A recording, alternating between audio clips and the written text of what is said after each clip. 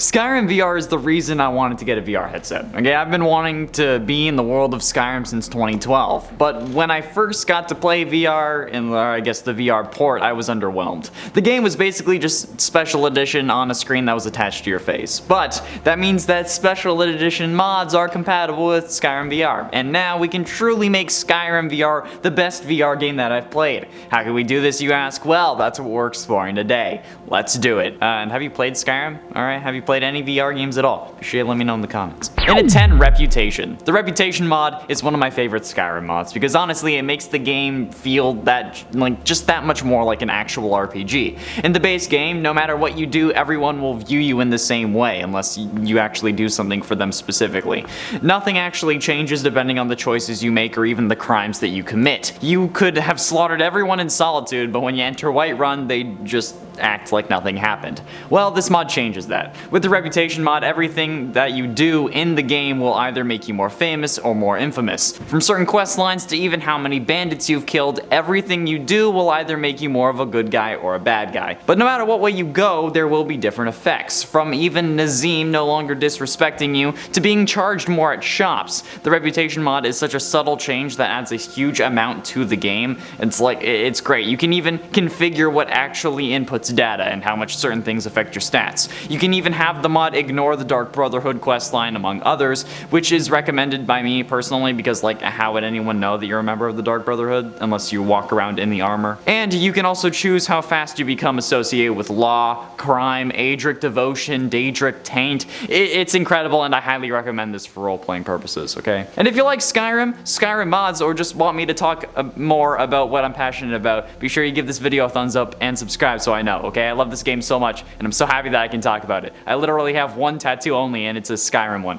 I'd show you, but it's under the shirt, okay? And I'm wearing a Talos amulet. If I could do this more, that would be amazing for my mental health, so please justify it. In at 9, Textures. The textures for Skyrim are very outdated, not really having been improved since its original release in 2011. But of course, there are mods for that. And this number isn't just about one specific mod, but rather multiple that keep true to vanilla while also ensuring that you aren't seeing pixels unless you squint. First up, obviously, is SMIM, aka the Static Mesh Improvement mod. Basically, it makes what would normally be a flat texture three-dimensional. The most noticeable changes for myself are the various ropes, chests, and barrels. The ropes on the various walls and structures, along with the ones on the barrels, can now actually be seen as ropes instead of just tape with a rope design on it, and the chests finally look better than Minecraft's. While that is just a base and essential mod, you should also consider getting the Noble Skyrim's 2K textures with the SMIM patch, since this will make more of the game's textures feel like you're in another world instead of just actually in a game.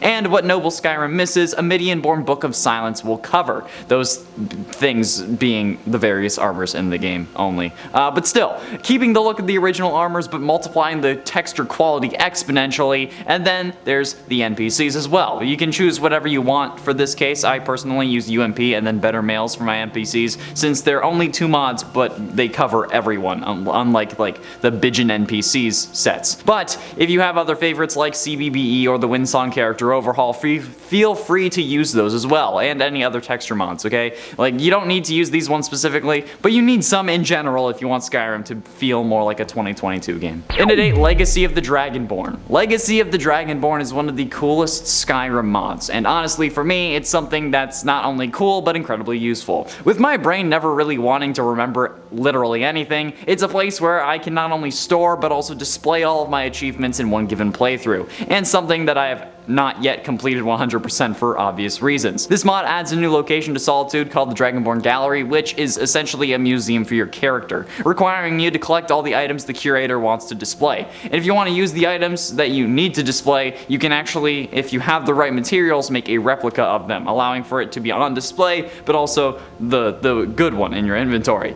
Basically, this mod acts as a giant storage room with cool displays, a passive income through NPC donations, and adds a couple of cool new items items to boot, and serves as a reminder of maybe a couple of items you haven't collected yet and the ones that you've already found. Plus, the replica items mean that you can have the fake ones at the museum and then the real ones in a separate room in your house if that's how you want to do it. And at 7, Immersive Speechcraft. Immersive Speechcraft is also an incredible roleplay mod, much like a Reputation. However, this time around, instead of making you more famous or infamous, this mod enables far more interactions with NPCs, some based on your speech skill level and relationship with said NPC. For example, you can ask them to follow you, the distance of which will be determined by your speech skill. You can barter with any NPC, you can command them like a follower, you can gift them an item, you can beg for gold, you can trick them, causing them to tie their shoe, you can instigate a fight, or you can make them strip because there was a bee in their clothes. For those options though, you can't really be wearing a helmet or something that covers your face, because you know it's rude. Or if you have your weapon drawn, you can actually mug NPCs, and if you're in combat, you can ask nearby NPCs for help, or you can just tell them to run and save themselves.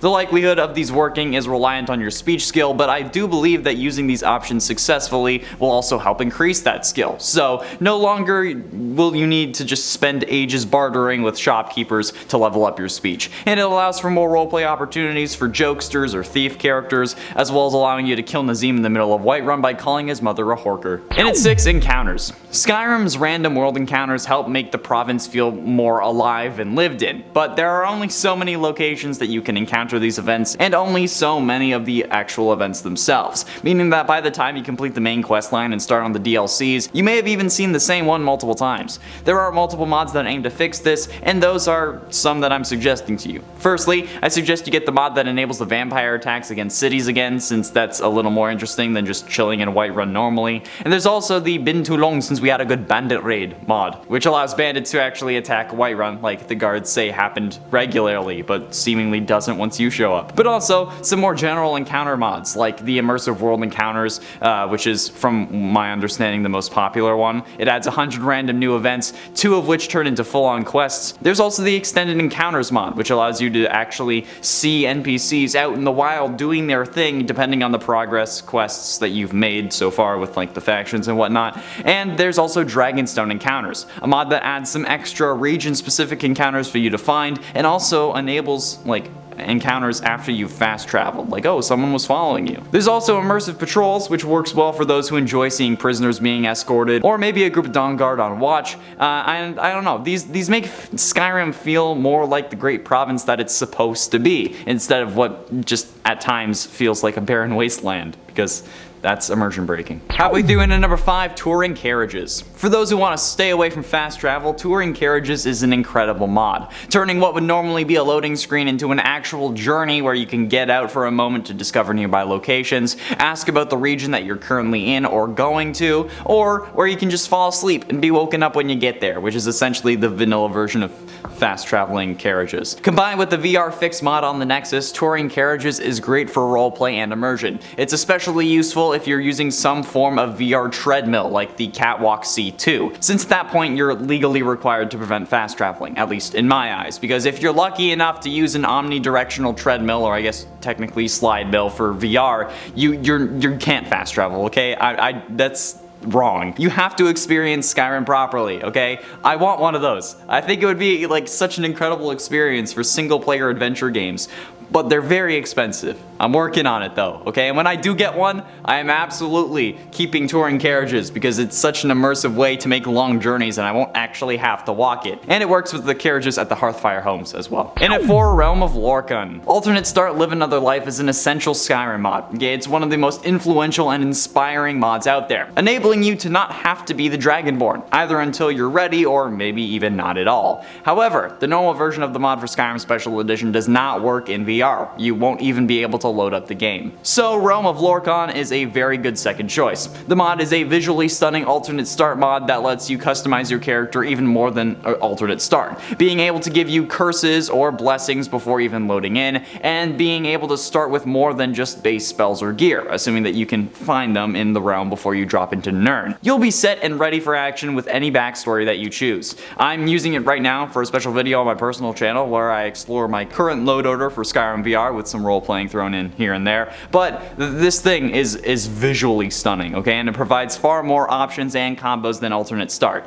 Alternate start is the OG though, I still love it, but for VR, Realm of Lorcan. Getting close to the end, and in number 3, Open Cities. Open Cities Skyrim is my all-time favorite Skyrim mod ever. Hands down, no competition. If you ask me what my favorite Skyrim mod is, this, Open Cities. Because this mod removes load doors for major cities and makes them a part of the main world space. No longer do you need to load into Whiterun. Instead, you can just walk right in the gate. Or you can even jump over the walls if you're feeling a little stealthier. And considering how this is a VR version of the game, possibly the most immersive version that we ever can get, load doors kind of ruin that for me, okay? This mod is a bit computer intensive, which is why the cities are separate cells originally, but in my opinion, it's so worth it. There are patches for the Civil War and for other mods like Atlas map markers, since those can cause issues, and the Legacy of the Dragonborn mod also requires a patch to put the gallery in the New Solitude world space, but there are also secret doors into the city cells in each city, okay? Currently, I found the ones for Riften and Solitude, but it's still, like, it's such a good mod despite those conflicts. Notice board would also need a patch if you use that mod because I know it's popular, but trust me, if your computer can handle it, which it should, I mean my crap top could handle it, you should try it and you will never be able to live without it. And in VR it is so much better. Although there is one issue, it's no longer on the Nexus. Yeah, if you want this mod, you'll have to have it already downloaded for Special Edition, or find another link, which is incredibly unfortunate. But if you have it for Special Edition already, you're good, and if you can find another link, you'll be fine. Since Skyrim VR does work off the same engine as Special Edition, meaning that all Special Edition mods for the most part are compatible. And later I'm going to try adding some of the Creation Club content added in the Anniversary Edition, although I don't know about the compatibility on that. That's why I have to try it. But ultimately, in at number 2, Vrick. Vrick, also known as VRIK, is a simple mod, but an essential one for anyone playing Skyrim VR. Vrick, in its simplest terms, gives your player an actual body, so you're no longer just floating hands. This enables you to actually see the armor that you're wearing, giving you a reason to actually collect cool armors, which, let's be honest, is a solid third of the game's enjoyment. But it also just doesn't add your body. It gives you like weapon slots on that body, allowing you to have quick access to various weapons if you set them up properly. You can have your bow on your back and actually grab it over your shoulder. You can have your mace on your left hip, a torch on your right, and a dagger on your chest. You can even have daggers on your forearms or upper arms for easy access, you know? Oh, it's so good. And then you can switch between these as much as you want, as quickly as you physically can. Basically, it's like the hotkeys setup for favorites that the PC users have, but on your body. I also highly encourage the use of Dragonborn Unlimited, which is a voice recognition mod that allows you to equip spells and shouts by actually saying them, working for both Special Edition and VR, but VR is a little, you gotta get a separate thing for VR. But it's particularly useful in VR if you use magic frequently. My current character uses bound bows as main weapon, so being able to say it at a moment's notice when I need it is actually amazing. And by saying the shout words, I can actually equip them. So if I say Foos, it will equip Unrelenting Force. You're supposed to be able to like use the shouts by saying them, but that just crashes VR users currently. I don't know if they're working on that, but either way, both of these mods in tandem are amazing. Speaking of which, finally, in at number 1, Higgs and Plank. Speaking of amazing mods, okay, Vrick is a must-have for Skyrim VR, and it's also required for this mod, but these two mods are literally what Skyrim VR was missing. Originally, in VR, you felt like a ghost. At first, you were just two floating hands, but even after getting a body with Vrick, you couldn't interact with things. You could move objects, but it would be through like levitating them or by pushing them with a shield. Not anymore. Higgs, or Hand Interaction Gravity Gloves for Skyrim, is exactly what this game needed.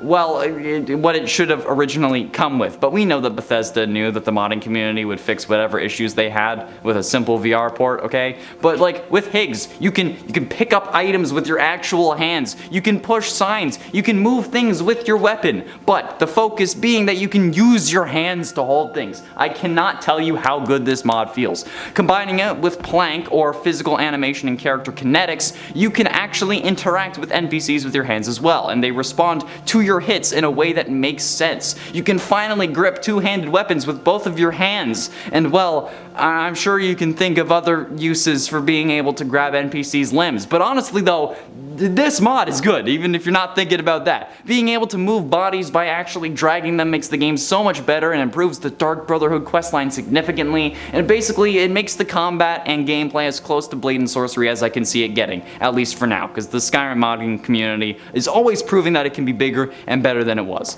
Now all I need is like a throat-slitting VR mod and then Skyrim Together VR, and I'll be set for life. You'll never see me again. That's all the time we have for today, though, friends. Thank you all so much for watching. I have been in Showerman Connor Monroe, and I'll see you in Skyrim VR, because as soon as I get home, I'm playing that all weekend. And that's not a lie. That's not a joke. That's just true.